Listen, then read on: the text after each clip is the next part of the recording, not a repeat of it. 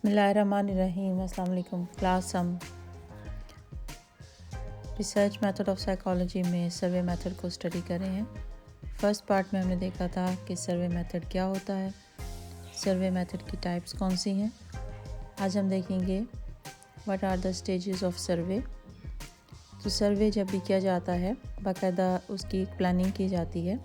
जिस तरीके से अगर आप कोई घर बनाना चाहते हैं या कोई भी आप चीज़ प्लान करते हैं तो आपको उसकी बाकायदा प्लानिंग करनी पड़ती है, तमाम मराहिल का तयन करना पड़ता है, कैसे शुरू करना है और उसके कौन कौन से प्रोसेस होंगे।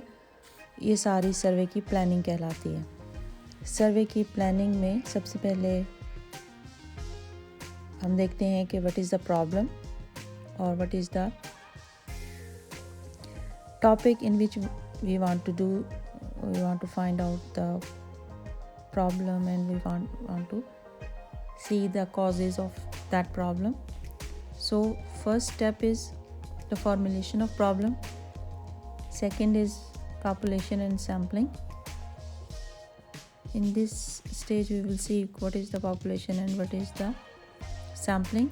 Then we use tool of survey. We have two tools of survey. One is questionnaire and other one is interview method. The fourth step is data collection and fifth is data analysis and last results analysis. इस तरीके से ये सारे stages हैं, ये सारे मराहिल हैं जो कि हम सर्वे मेथड में देखते हैं।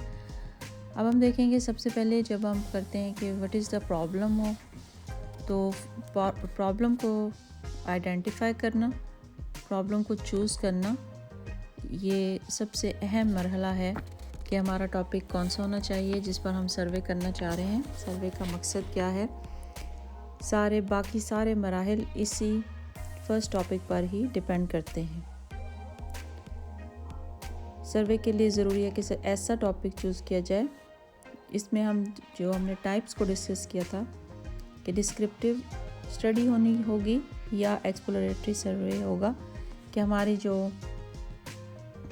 जो टॉपिक है वो ऐसा होना चाहिए या जैसा जो भी हमारा प्रॉब्लम है उसके इंतखाब में हमने देखना है कि वो टॉपिक क्या है और उससे रिलेटेड मुख्तलिफ़ किस्म के एलिमेंट्स क्या हैं, उसका नफ्सियाती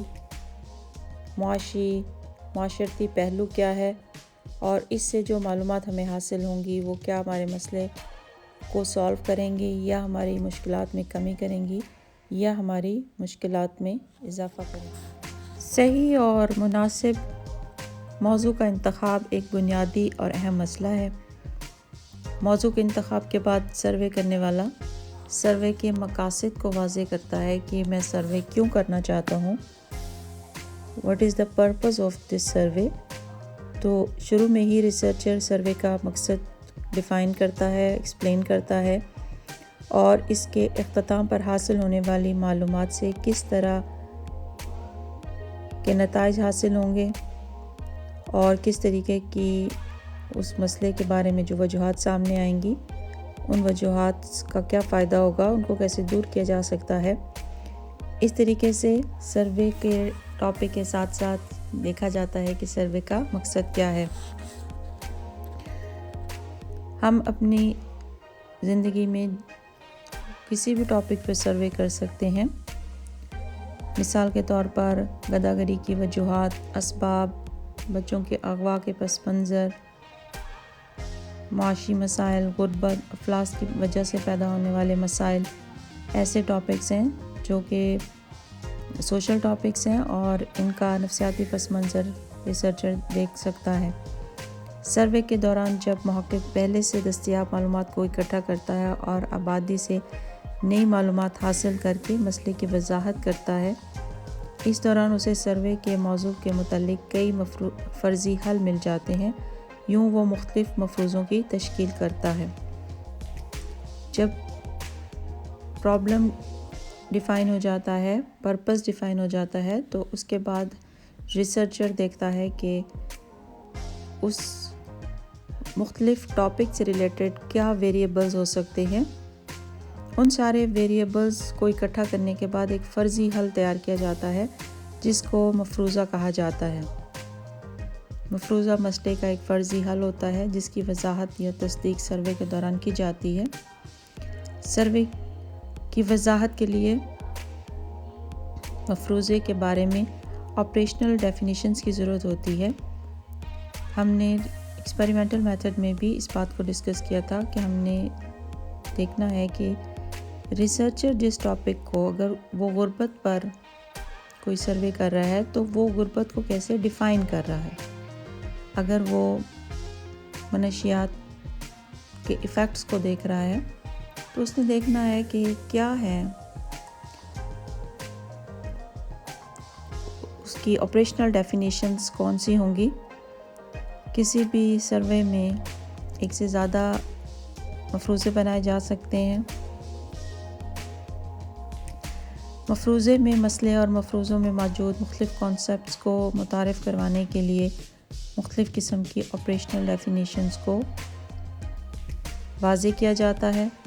جس سروے میں مسئلے سے ہی مفروضے کا قائم مقام ہو وہاں الگ سے مفروضہ بنانے کی ضرورت نہیں ہوتی۔ اس طریقے سے مختلف جو ٹاپکس ہیں اس کے بارے میں ضرورت کے مطابق ایک یا ایک سے زیادہ مفروضے بنائے جاتے ہیں۔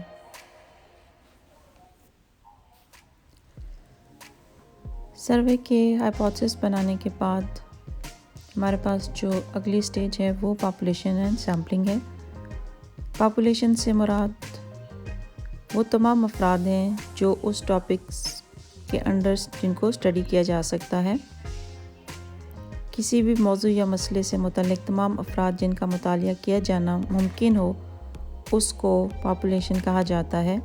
مثال کے طور پر اگر پنجاب میں غربت سے متعلق وجوہات اور اسباب کا تعین کرنے کے سلسلے میں کوئی سروے کرنا ہو تو پنجاب کے تمام شہروں اور دیہاتوں میں موجود تمام افراد سروے کی آبادی کہلائیں گے۔ لیکن ہمارے لیے یہ ممکن نہیں ہوتا کہ ہم تمام افراد سے رائے لے سکیں، اس لیے پھر ان میں سے نمائندہ افراد کو چنا جاتا ہے جو اس مسئلے کے بارے میں رائے دیتے ہیں۔ جو نمائندہ افراد چنے جاتے ہیں تو اس کو سیمپل کا نام دیا جاتا ہے جس کو ہم نمونہ بندی یا گروہ بندی یا سیمپلنگ کا نام دیتے ہیں۔ تمام آبادی سے منتخب افراد جو ہمارے سروے سے ریلیٹڈ ہوتے ہیں اس کو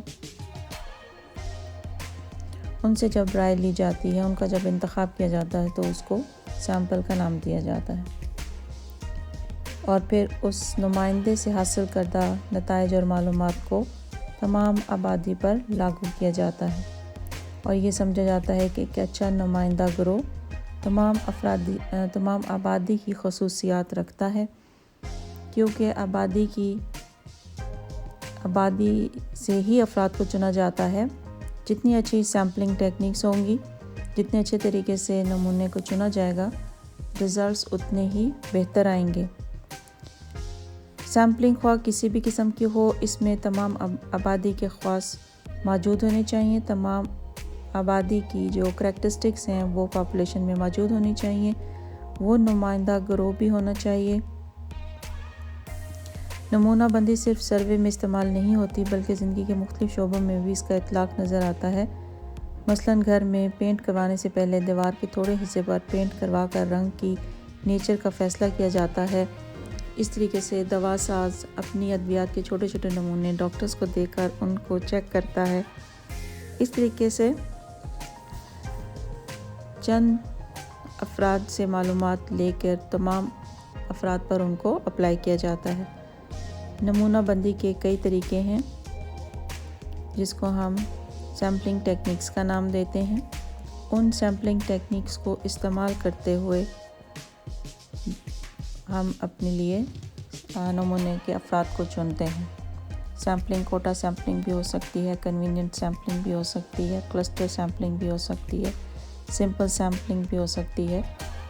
جو ریسرچر کا جیسا ٹاپک ہوتا ہے، جیسی اس کی پاپولیشن ہوتی ہے، اس کے مطابق وہ ٹائپ آف سیمپل کو چوز کرتا ہے۔